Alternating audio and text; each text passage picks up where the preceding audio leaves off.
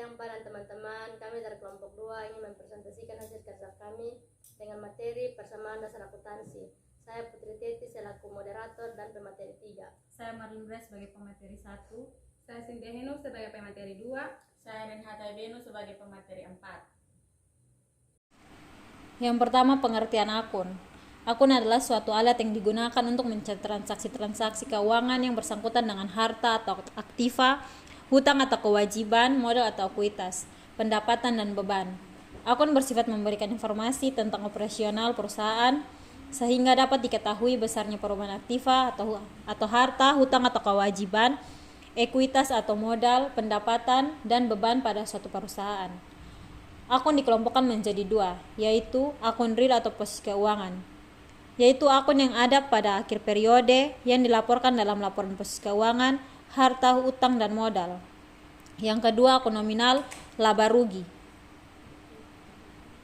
akun yang ada di akhir periode yang akan dilaporkan dalam laporan laba rugi suatu perusahaan, pendapatan, dan beban. Yang kedua, penggolongan akun. Akun real atau posisi keuangan.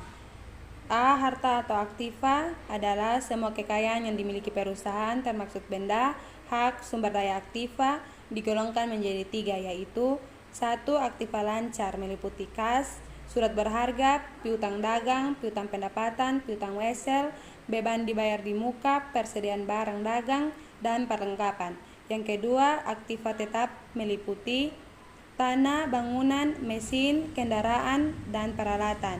Yang ketiga, aktiva tidak berwujud meliputi goodwill, hak paten, hak sewa, merek dagang, hak cipta, dan investasi jangka panjang. B. Hutang atau kewajiban adalah pengorbanan ekonomis di masa depan dalam bentuk penyerahan jasa dan aktiva sebagai bagian dari transaksi atau kesepakatan di masa lampau antara dua belah pihak, dibagi menjadi 3, yaitu yang pertama, hutang jangka panjang, yaitu hutang hipotek, obligasi, hutang dagang, hutang wesel, pendapatan diterima di muka, dan hutang biaya. Yang kedua, hutang jangka menengah meliputi term loan dan leasing.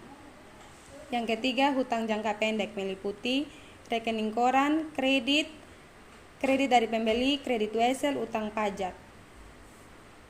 C. Modal atau ekuitas adalah hak pemilik atas aset dikurangi dengan hutang yang berasal dari akumulasi usaha terbagi atas modal kepemilikan, pendapatan, dan prive atau pengambilan pribadi. Yang berikut akun nominal atau laba rugi.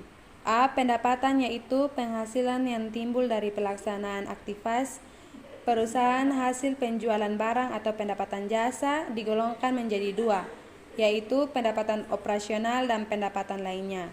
B. Beban, yaitu biaya yang dimanfaatkan dalam usaha yang menghasilkan pendapatan dalam suatu periode dikelompokkan menjadi 3, yaitu beban usaha, beban di luar usaha, dan beban lain-lain. Manfaat dan fungsi penggolongan akun. Manfaat: mempermudah proses pencatatan transaksi suatu perusahaan karena tanpa adanya akun-akun membuat transaksi yang digunakan untuk pembukuan laporan keuangan tidak tersusun rapi. Fungsinya, yang pertama, menunjukkan tempat pencatatan unsur aktiva atau harta, kewajiban atau utang, ekuitas atau modal, pendapatan, beban, dan prive.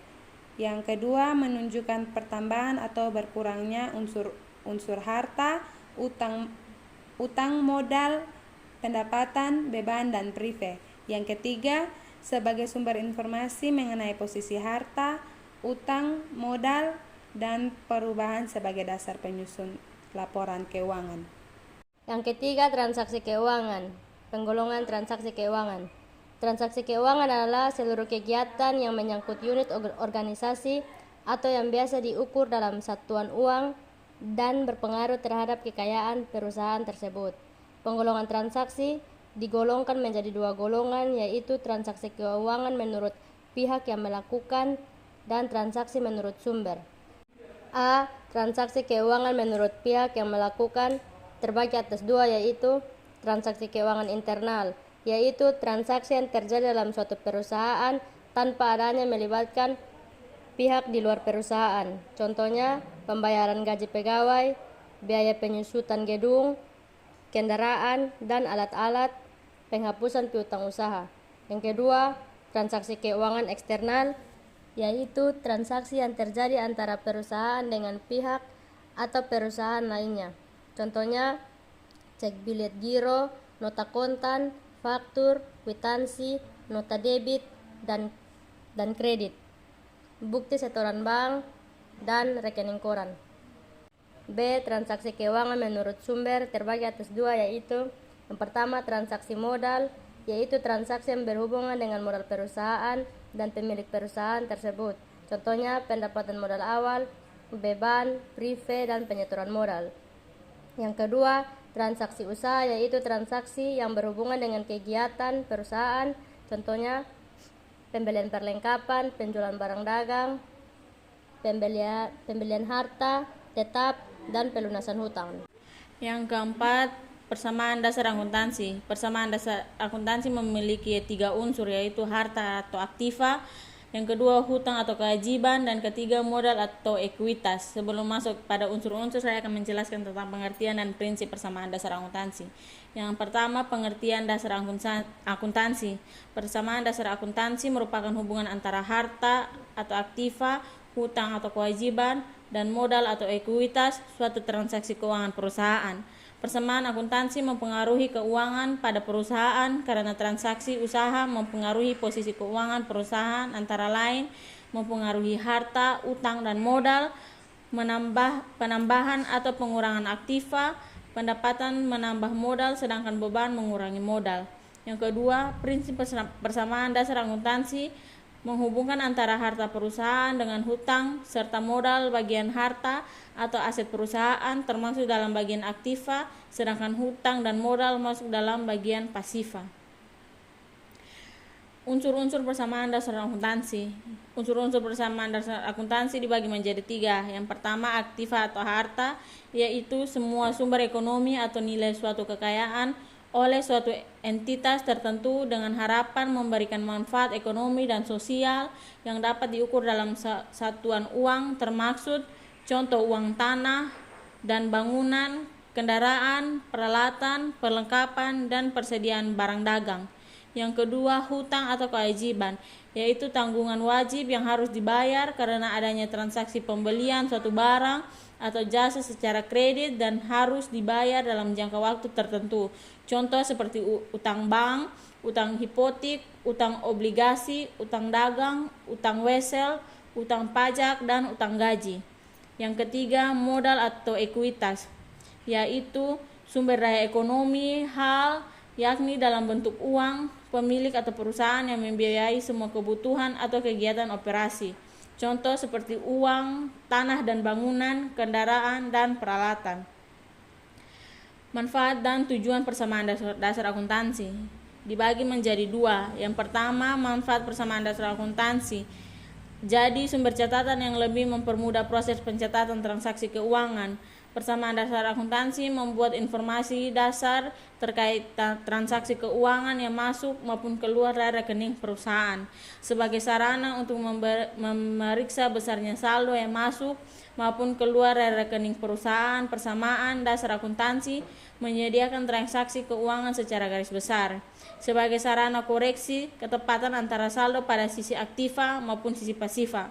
Perhitungan saldo pada kedua belah pihak. Tabel persamaan dasar akuntansi nantinya menyisahkan angka yang seimbang jika semua transaksi telah dilaporkan dengan sebaik mungkin. Yang kedua, tujuan persamaan dasar akuntansi, yaitu mengubah harta dan kekayaan yang dimiliki perusahaan sebagai akibat dari timbulnya transaksi, serta membantu perhitungan dana yang dikeluarkan perusahaan dalam suatu periode tertentu. Contoh dan analisis transaksi dalam akuntansi. Yang pertama, transaksi yang mempengaruhi aktiva. Contohnya seperti pembelian aktiva secara tunai. CV Guntur membeli sebuah kendaraan seharga 22 juta secara tunai. Analisisnya seperti transaksi tersebut akan mempengaruhi aktiva, yaitu kas perusahaan berkurang sebesar 22 juta dan kendaraan bertambah 22 juta. Yang kedua, pembelian aktiva secara kredit. Contoh seperti CV Guntur membeli mesin jahit seharga 5 juta secara kredit. Analisisnya seperti transaksi tersebut akan mempengaruhi aktiva, yaitu peralatan bertambah senilai 5 juta dan hutang bertambah senilai 5 juta. Yang kedua, transaksi yang mempengaruhi modal. Yang pertama, penambahan investasi pemilik.